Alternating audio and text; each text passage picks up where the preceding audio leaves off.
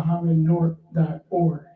We're honored to be here again with a special guest with some great news. As you all may have heard, our dear sister Amina Bay, who has returned as the elect for the Central Ward of Newark Council seat. Takbir, Takbir, Takbir. So we're just going to get an update, let her give any views she'd like to give, let us know how she's feeling, and then inshallah we'll go into a little conversation. And then we also want to charge you who are watching us and listening, what is our responsibility, right? Allah has allowed us the victory. We're now in the place to be. What is our responsibility as supporters, as citizens of getting engaged? So inshallah, I'll allow you again to welcome you as Assalamu alaikum. Thank you so much. This has been overwhelming in a good way. I think Allah so much has been so incredibly merciful to me individually, to us as a community, to my family. So glad I got my mother here for Junior Bay. Got the queen mother in the house, in the audience.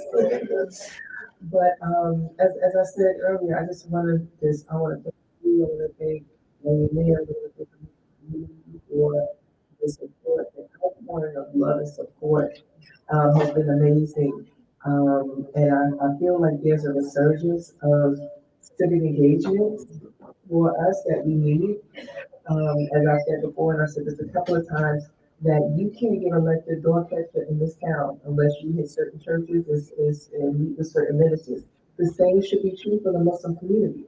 No one should be able to say that they're going to represent our community and not come through us. And so for me to be the very first Muslim to be elected to municipal council, that's a huge thing, and it's not lost on me, and it's a huge responsibility that everyone keeps reminding me. But one of my responsibilities really is to make sure that we as a Muslim community, that we want purpose and power, and that we utilize and exercise it. We have the numbers, we have the buying power, we have the education, the stability that's required to move our community forward. We just need to move as a collective. And it's okay, but when it comes to making sure that we have the power that we have and utilize it for the good for the benefit of the community, that's our responsibility. We can't sit on the side of the it's just that you come from behind and the in the community, and I appreciate that I'm Muhammad constantly doing in the community and doing a service because the best way to serve God is to serve humanity. So we need to make sure that we do that in a very intentional and focused way. So you're called the advocate. Yes, I am the advocate. Let's talk about some of the things that you advocate for, now that you're in the seat. Well, you've been there already, obviously, and now you're able to Yes, so one of the things that I'm really appreciative of with this opportunity is to it allows me to explain what I've already been doing. So, some of my really target projects is their food insecurity and housing insecurity. This really been my focus. It's been my focus. Something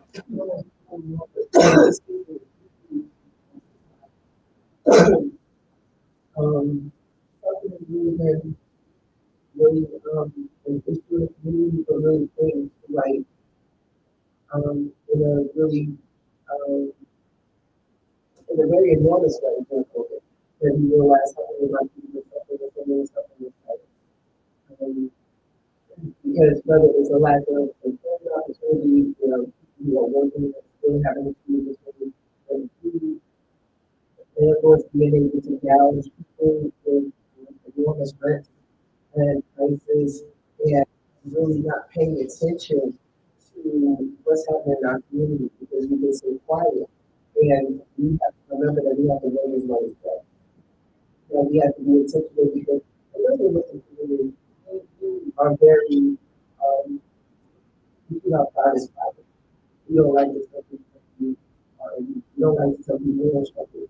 We'll work it out. But the thing is that community is about. Community is about lifting each other, motivating each other, holding each other together, but also holding each other accountable. because we can't say that we work for other people because we work for ourselves, but we don't see the suffer and then, so we have to, be more active, be more, be more of people's action, which happened for me in this campaign because I saw people who I hadn't seen in years come out, come out to my events and not get put out the fundraisers, the campaigns, and they knocked on doors, they walked with me, they phone banked for me, outpouring of love and support is just something that I hoped for, but I didn't even realize that it was going to be as great as it was, and it's really what we're doing inside. And saying that in light of that, the um, social and economic planning that we're in regards to lack of jobs, what are some of the initiatives that you would like to, I guess, initiate on managing this position? Well, so many different things. As you know, that I used to be the executive director of the North Workforce Development Board. And so one of the things that I want to do is to go back into having conversations with the local businesses and specifically the anchor institutions to make sure that they are providing employment opportunities for Northers. You shouldn't have to travel. This is the largest city in the state of New Jersey, but less than 20% of the people who work in North are actually North residents. And that shouldn't be. And so to make sure that they know and understand the benefits of hiring Northers, like the payroll tax credit, making sure that Northers have the information that they need to make decisions about how they want to live in the city, regarding, tax, that there's tax abatements available for homeowners. It's not just for large corporations and businesses. So those are the things that really about providing information and resources to the community because you don't know what you don't know. So, I mean, in light of that, just the last thing in regards to initiatives, I know you mentioned beforehand about your civic engagement project. How's that coming along? Excuse me. Yes. So we started a civic association, a Mina Bay Civic Association, and through that association, we are launching a youth civic engagement program that is going to be the Frederica Bay Civic Engagement Institute. Academy. Yes. And so, so we're looking forward to doing that, and really because again, so in the city of Newark, and our beloved Congresswoman Lamika McIver, who was the councilwoman from the Central Ward, she set the initiative and put the ordinance in and put it in place, the law that now 16 and 17-year-olds can vote in the Newark School Board election. So we need to create education around that, to educate them on what that means, so what this is about. What does it mean to be an engaged voter? What is social action about? And so that's what we want to do with the academy through the Amina Bay Civic Association. Excellent. We're looking to support you when we can. Thank you. We're trying to see what my young people at from their connection, but they're not ready yet. So I'll give one more question. Yes. Well, being as the first Muslim actually elected for No, there's Dawn Hayes. She was elected to the school board, and Kalina is on the school board. Yes. Okay. So just for the council. Yes. So as the first Muslim council member elected, how do you hope that your leadership will influence inclusivity as well as representation of other minority communities? The thing is that when we come together for events and everything, there's a slew of Christian ministers and people who we love and have great relationships with, and they go to like one event, so it's like there's so many of us. So these are the things that we need to have a little bit more. We need to balance this out a little bit more, and then also we want to understand that there are things that are very specific to the community that need to be brought to the administration and to be brought up.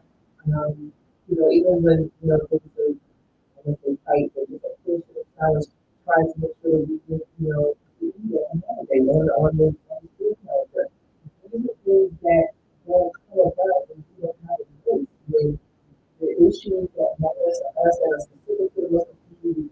not brought to forefront. Making sure that we have information and resources about opening up our businesses and giving permits to expand, to expand our religious institutions, through the construction and our school systems, and making sure that our children who are in North Public Schools, that there is, some type of training and around the religious and cultural aspect and culture being African American in this community that needs to be translated to those students. Everything from what's going on in the classroom, and as well as the food that they're providing. All of those things matter, and there's someone speaking up on their behalf and being their advocate in their life. And so, in light of everything that's going on, everything that we all that is, not only the best of the self-fulfillment, what is our obligation? What do you want to charge? So, so one of the things that we do, we've been having these conversations, with 18 months. It's been a long, arduous process. We need to start we need to collect data. We need to have a list. We need to have information that says how many registered influence we have in the city of York, in the central ward, in the other wards, who's there. We need to have information. There are other groups that if there's an issue that they want to learn about, they have a database. They put it up and you get a mass text. Vote for this, don't vote for that, support this, boycott that. We don't have that. And it's too many of us not to have it. And so we have these groups and collectives that we need to work together. And every time we come together, we need to galvanize, we need to organize, we need to capture information and create a Muslim database so we can, how many Muslim youth do we have in North Public Schools? How many, Muslim youth are of the age now that they can vote in North? 16 to 17 years old. How many Muslim seniors do we have in senior buildings that we need to talk to about it? They can have access to health care and children getting, meals that they can eat and things of that nature. So we need to be able to capture information and we need to start there. You all heard it here. We did here. The importance of us being active ourselves, but also to get the system, data, serve us. One thing to have representation, but you also need the action.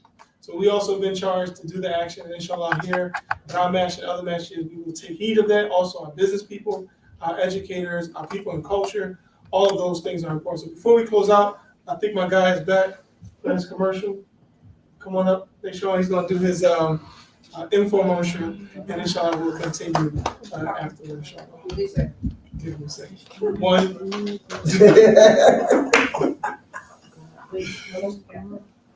Don't worry about this. It's okay. Yes, you do better.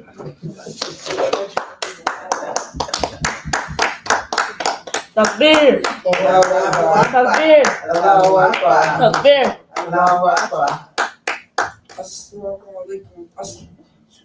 Assalamu alaikum. My name is Naishon Sankofa. So today we have the two detergent. See, it's heavy duty liquid laundry detergent, $20. It removes dirt, brighten fabrics, and leave a fresh, clean set after. And you can clean 101 loads of clothes. And then we have the news book Treasure Under the Wall, which is $50. And we have the Muslim Journal, which is for $3. Read and get some knowledge. Assalamu alaikum. Thank you, beloved. All right. So as we close this episode of Community Conversation, we want to know in regards to, as we close this episode of Community Conversations, we just want to, of course, continue to pray for you, continue to ask Allah to give you the insights and the guidance and protection to be successful, as you are not just represent us, you represent your family and your own interests as well. Allah has blessed all of us to have our own interests. He says, strive within a race towards all that is good, right? And so we should support each other in the best of what we're trying to do. So my last question in regards to the seat in the Central Ward, it being one of the most, I guess, business populated ward, how can we get more business representation in that district as well to support the community? So that's one of the things that I'm going to concentrate on. One of the first things I want to do is first acknowledge the businesses that are already there and make sure that they have the proper supports. Like we have Halal Meats, we have Unity Beef, we have Akbar Salam. 50 years in business in the Central Ward. You know, I've never known him not to be there. We need to celebrate that. We need to make sure that he has the proper supports. So the first thing we're doing is putting together a business resource guide, especially for small independent businesses, because they don't have the wherewithal like these large corporations to be able to navigate and have so many different people working on so many different things and have the money to just kind of wait around. And so to be able to provide those supports to people and just put out a call, you know, who's looking to open up a business? This is what we have going on. This is the process, and make it easy for our people, because it doesn't have to be difficult, you know, but we have to be transparent about the process and make it easy for our people. Excellent. So you heard it here again. We're honored to be here with you again. You're welcome anytime, of course, to have our community conversations. We look forward to you all joining us. We'll actually be in the Central Ward next month for our 21st annual Time to Be Grateful banquet from December 11th through the 14th. So we're honored to be in your district live. And I'll be there. Absolutely. And we also invite you all to join us here on Fridays, and we also have our classes throughout the week. So stay tuned by checking us out on Facebook, Instagram, and YouTube, and on our website, www.masjidmuhammadnur.org. We'll have one of our young brothers close us out. Come on, hurry up. You!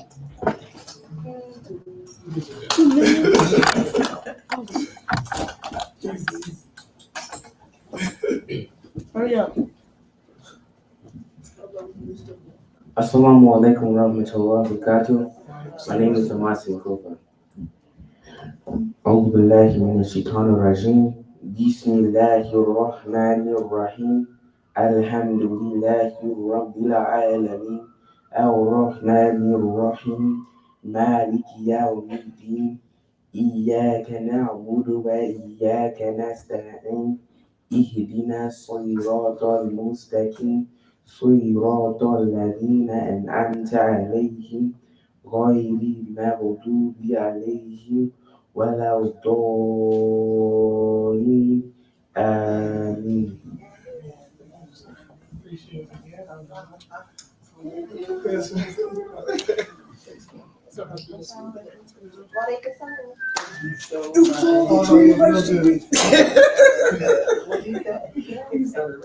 Oh, okay. Now, in concluding this,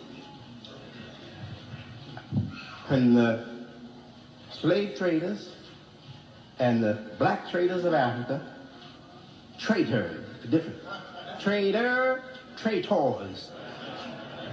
when the slave traders and the traitors of Africa called themselves Muslims, were fighting each other and carrying on and weakening their people over there so that the white traders come in there and get us, take us on slave ships and bring us here.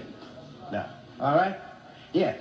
So now, when all that happened, what you think was happening to our human soul?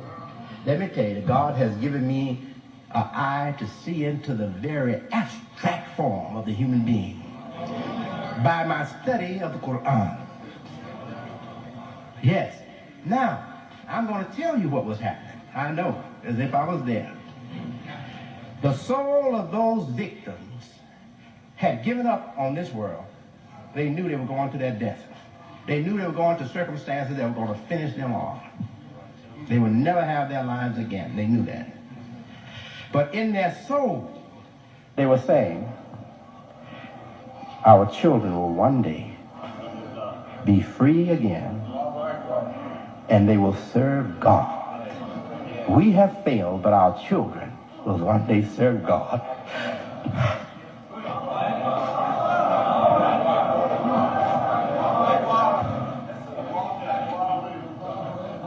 And now their prayer that they prayed in the deep recesses of their soul has come true. And not only of the descendants of the black people of Africa, from Islam, coming to Islam, taking up the divine cause, but those who never were Muslims, their children from Christianity, their children from Judaism, their children from paganism, are embracing Islam in America.